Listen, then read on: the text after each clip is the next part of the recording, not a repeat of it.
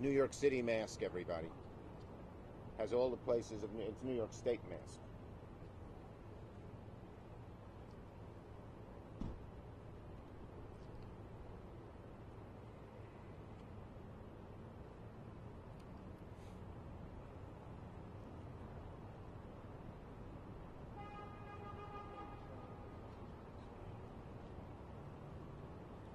You can put it. Okay, we're going to start, so I'm going to just put you on, okay? Okay. Good. Is NBC here? Good. Okay. Okay, good morning, everybody. We'll try to stick to the issues. Before I get into the issue of recusal, this is beginning to slide. Hold on. Here we go. Okay. Before I get into the issues of recusal, Judge Coney Barrett released her opening statement, so I'm going to comment on that. Now, we know that Justice Barrett's previous record and public statements indicate she would vote to strike down the ACA and protections for millions of Americans and overturn Roe, protections for women. Nothing in her opening statement allays those concerns. Nothing in her opening statement allays the concerns America has that she will overturn ACA and hurt people's health care, and she will act to undo Roe v. Wade. So a vote for Judge Barrett is very simple. It's a vote to take health care away from 20 million Americans. It's a vote to strip protections from over 130 Americans with pre-existing conditions, and it's a vote to vastly curtail a women's productive freedom. Ultimately, it's a vote for an activist judge whose mission will be to implement a deeply unpopular, hard-right Republican agenda that will undercut the rights and safety of Americans. Now,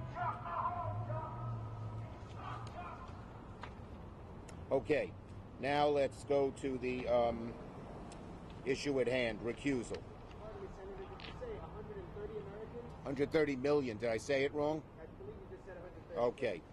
So we know that a vote for Judge Barrett, and her statement does nothing to allay those concerns, will be a vote to strip protections from over 130 million Americans who have pre-existing conditions, strip health care from 20 million Americans, raise Medicare drug prices for over 40 million seniors.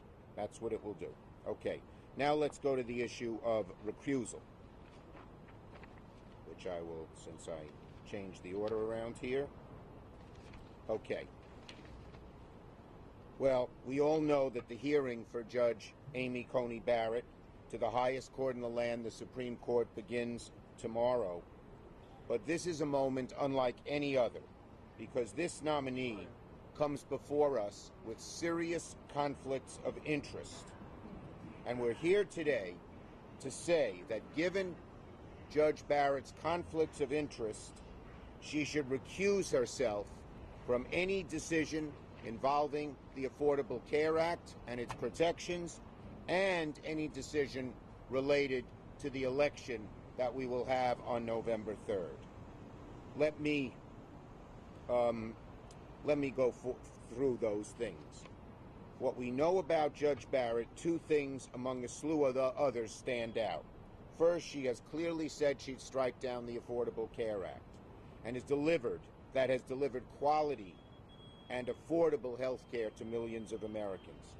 Second, President Trump has said that he needs to put her on the high court to possibly help him win re-election in suits that would come before the court after November 3rd. With these serious conflicts, Judge Barrett should immediately do the bare minimum and pledge to recuse herself from decisions involving the ACA and the 2020 elections. In November, I believe it is November 10th, the court will hear all oral arguments in a challenge to Roe, to the ACA. This is much too low, Mike. Can we make it a little higher?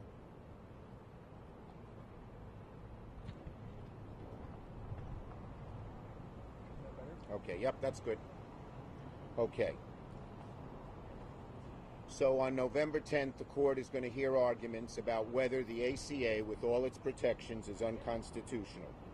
Unfortunately, the Trump Justice Department, Republican-appointed lower court judges, have sided with this Republican Attorney General argument to end ACA and strip away health care and pre-existing condition protections for tens of millions of Americans. President Trump's self-imposed litmus test and Judge Barrett's own past statements criticizing the law and the court's decisions as to whether raise serious questions as to whether she can rule fairly at all. For that reason, Judge Barrett should pledge to recuse herself from the case involving ACA a week after the election if she is confirmed. Judge Barrett's record on ACA is filled with evidence demonstrating the need for recusal. In a 2017 Law Review article, she suggested she reviewed as illegitimate the Supreme Court decision that upheld large portions of the ACA. She directly criticized Justice Roberts. In 2015, she criticized the court's decision in King v. Burwell, in which it affirmed the ACA tax credits for millions of families. She praised the dissent, which would have resulted in catastrophe for millions of Americans.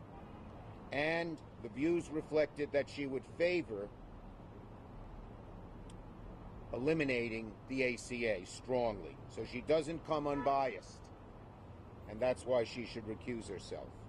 And it's no surprise that President Trump is looking to rush this nomination through to the highest court in the land, because based on her record, it's clear that Judge Barrett has passed the Trump litmus test, which is he only will appoint justices who will repeal the ACA. Only appoint them. And it appears also the president thinks Judge Barrett would support him should the 2020 election be contested in the high court. He has said that I think this will end up in the Supreme Court. And the president's all but shouting from the rooftops that he needs Judge Barrett on the court for his own self-interest. This statement alone and the possible confirmation of Judge Barrett signaled a dire need for recusal because it is blatantly political. So, here's what the president said on 2020 election. Just in case it would be more political than it should be, it's very important to have the 9th justice. He didn't care when Merrick Garland was there that there were only 8 justices, but of course he cares now. So the bottom line is very simple. There's only one conclusion when it comes to Justice Barrett. It's clear there's only one conclusion when it comes to Justice Barrett in regards to her voting on repealing ACA and on deciding the legitimacy of the presidential election. Recusal. Recuse. This is what she should do. There is no question about it. Here's what it says. To disqualify oneself as a judge in a particular case. That's what she should do, and I believe that's what the canons of ethics and all the other legal writings would call for. Okay? Senator, one thing we just wanted to reiterate that should she be confirmed via a process that's already illegitimate, dangerous, right. The process is already illegitimate, dangerous, and unpopular. All the more reason she should be recused. She's being rushed through to decide decisions that she's already seems to have made up her mind on. Okay? Questions on this subject?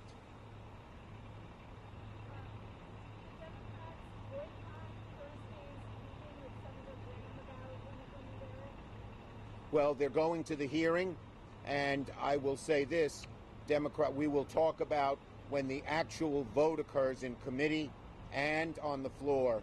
Democrats will not supply the quorum, period. Okay? Anything from the Democrat Party about hacking? Couldn't hear what he said. Hacking? Anything about hacking? Don't know. Okay? Thank you, everybody. You're all close together. Now I'll come talk to the people from the hotel. Thank you.